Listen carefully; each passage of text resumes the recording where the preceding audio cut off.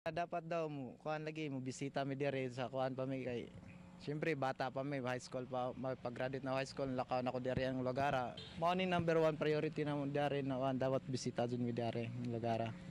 Milagro example lang nako wa mo ka to sa akong profession karon sa ako bilang kuan seafarer. Gusto man kayong kuan wa mi backer o mga kaila pero salig lang hangtod apply anto na dawat minana. Salamat ko niya sa Ginoo.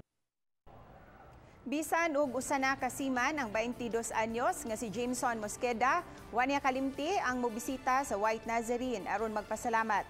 Matud pa daghan kining nihimong milagro sa iyang kinabuhi. Gidayon na usab sa ubang mga deboto ang puti nga imahen sa Poong Jesus Nazareno sa Barangay San Agustin, lungsod sa Talibon, Bohol. Ang imahen sa Poong Nazareno sa maong dapit dili ito maong gitawag kini nga White Nazarene. Puti ang iyang naong. O adunay bandila sa Pilipinas sa iyang atubangan o ganaa kini sa humayan. Matud sa mga deboto, milagroso ang White Nazarene o wala kini kalahian sa Black Nazarene. Dinhi niadto ang ubang mga deboto kung dili sila makatambong sa translasyon sa Quiapo.